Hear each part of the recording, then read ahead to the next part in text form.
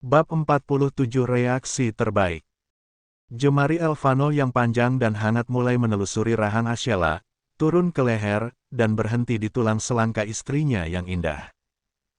Sayang, dokter tim transplantasimu sudah memberikan lampu hijau secara resmi sebelum kita berangkat. Serunya.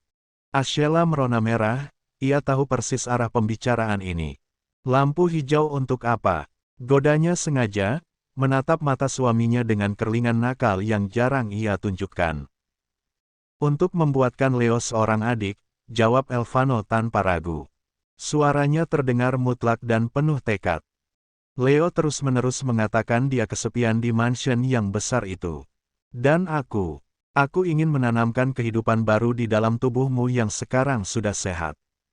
Lanjutnya, menjelang subuh, ruangan itu kembali tenang, hanya menyisakan suara napas mereka yang teratur dan saling bersahutan.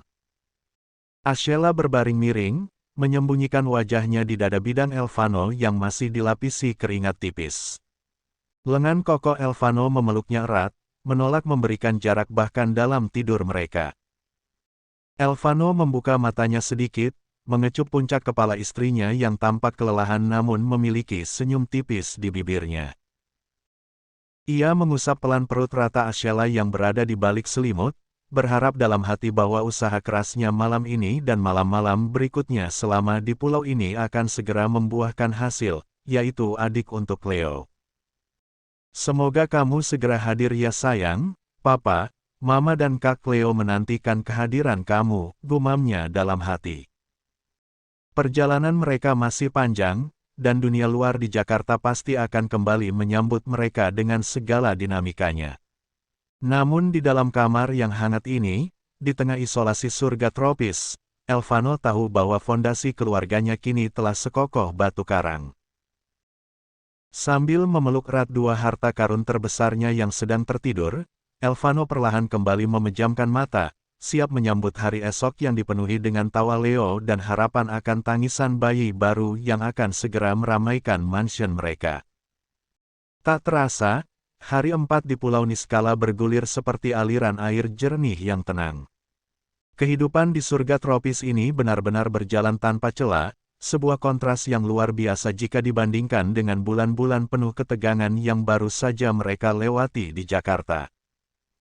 Tidak ada panggilan darurat dari Dewan Direksi Rumah Sakit Pusat Narendra, tidak ada laporan polisi mengenai perkembangan kasus Maika atau Hendra, dan yang paling penting, tidak ada tanda-tanda kelelahan pada tubuh Ashela. Sore itu, langit di atas pulau berubah menjadi kanvas raksasa yang dilukis dengan warna merah jambu dan emas fajar. Di tepi pantai, Leo sedang asyik bermain dengan cetakan pasirnya, ditemani oleh pengasuh dan anjing Golden Retriever-nya yang setia menjaganya dari jarak aman. Pekikan tawa bocah kecil itu sesekali terdengar saat ombak tipis menyapu kaki-kaki istana pasir yang ia bangun dengan susah payah. Sementara itu, beberapa puluh meter dari tempat Leo bermain, sebuah gazebo kayu yang dilengkapi dengan kasur gantung, daib, yang empuk menjadi tempat persembunyian Elvano dan Ashela. Ashela duduk bersandar pada tumpukan bantal putih, memegang sebuah buku sketsa tebal dan sebuah pensil di tangannya. Matanya tampak berbinar penuh konsentrasi saat jemari lenturnya mulai menggoreskan garis-garis siluet pakaian dan pola manik-manik. Semangat kreatifnya yang sempat meredup karena penyakit kini telah menyala kembali dengan begitu terang. Namun, fokus Ashela terus-menerus terganggu oleh sosok pria di sampingnya. Elvano berbaring telungkup di sebelahnya, mengenakan celana pendek hitam dan bertelanjang dada, membiarkan punggung tegapnya yang kecoklatan diterpa angin laut. Alih-alih tidur, mata tajam pria itu tidak lepas menatap profil samping wajah istrinya. Setiap kali Ashela menoleh, ia selalu mendapati Elvano sedang tersenyum penuh arti, yaitu senyuman yang membuat jantungnya berdegup tidak karuan. "Vano, berhentilah menatapku seperti itu. Aku tidak bisa menggambar dengan benar," protes Ashela, pipinya merona merah muda yang sangat cantik di bawah pendar cahaya senja. "Aku tidak melakukan apa-apa, sayang. Aku hanya sedang menikmati pemandangan terindah di pulau ini," jawab Elvano dengan suara beratnya yang santai, sama sekali tidak merasa bersalah. Ashela mendengus pelan, mencoba kembali mengarahkan pensilnya ke kertas. Namun, sebelum garis baru terbentuk, sebuah tangan kekar merayap naik dari pinggangnya, perlahan mengambil alih buku sketsa dan pensil dari pangkuan Ashela, lalu meletakkannya begitu saja di lantai kayu gazebo. "Fano," seru Ashela kesal dengan sang suami yang terus saja menggodanya itu. "Sudah waktunya beristirahat dari pekerjaan kreatifmu, calon desainerku," bisik Elvano, bergerak cepat menggeser tubuhnya hingga kini ia berada di atas Ashela, mengurung wanita itu di antara kedua lengan kokohnya. Tatapan mata Elvano mendadak berubah, meredupkan binar kasualnya dan digantikan oleh intensitas pekat yang sudah sangat dihafal oleh Ashela selama beberapa hari terakhir ini. Misi rahasia sang dokter sedang aktif kembali.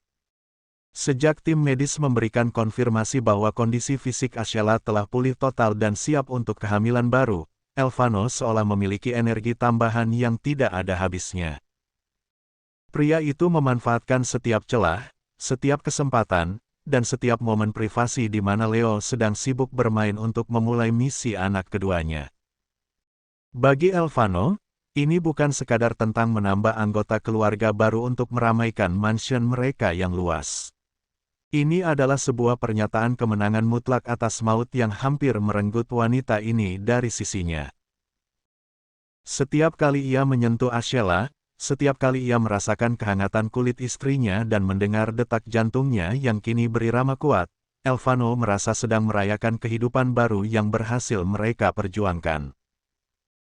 Leo masih sibuk dengan istana pasirnya di sana, gumam Elvano, bibirnya mulai menelusuri garis rahang Ashela, memberikan kecupan-kecupan ringan yang disengaja untuk memancing sensasi menggelitik yang membuat Ashela merinding. "Fano, ini masih sore. Dan kita berada di luar," bisik Ashela dengan suara yang mulai melemah. Tangannya mencoba menahan dada bidang Elvano, meskipun jari jemarinya justru berakhir mencengkeram bahu pria itu karena sensasi panas yang mulai menjalar. "Kelambu gazebo ini tebal, dan tidak ada yang berani mendekat ke area ini tanpa izinku, sayang," sahut Elvano dengan nada rendah yang penuh keyakinan. Ketika malam akhirnya benar-benar jatuh dan langit berganti menjadi hitam pekat bertabur miliaran bintang, mereka baru kembali ke villa utama. Leo sudah berada di ruang makan, duduk di kursi tingginya sambil menikmati hidangan laut segar yang disiapkan oleh koki pribadi pulau. Wajah bocah kecil itu tampak sangat ceria, meskipun hidungnya sedikit memerah karena terbakar sinar matahari siang.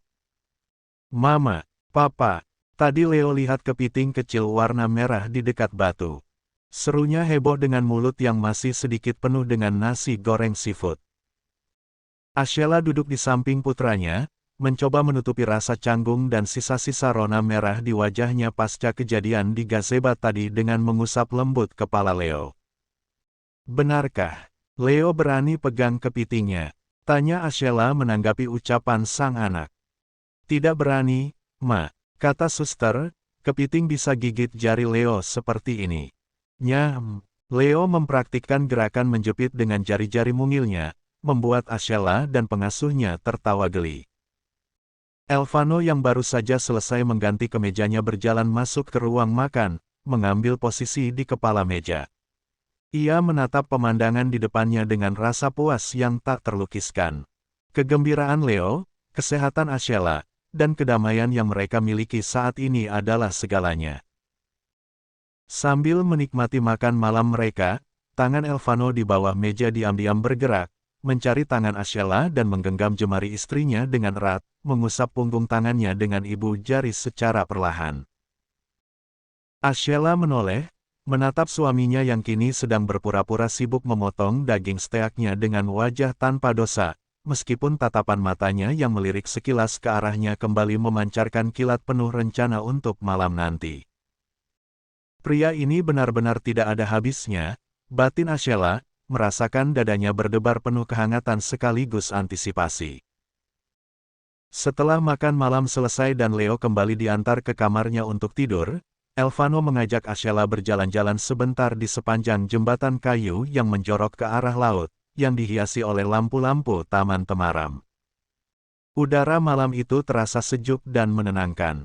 Mereka berjalan dalam keheningan yang nyaman, hanya ditemani suara riak air yang menabrak tiang-tiang jembatan. "Sayang," panggil Elvano lembut, menghentikan langkah mereka di ujung jembatan. Ia memutar tubuh istrinya agar menghadap ke arah laut lepas yang memantulkan cahaya bulan. "Ya, sayang. Bagaimana perasaanmu selama 4 hari di sini?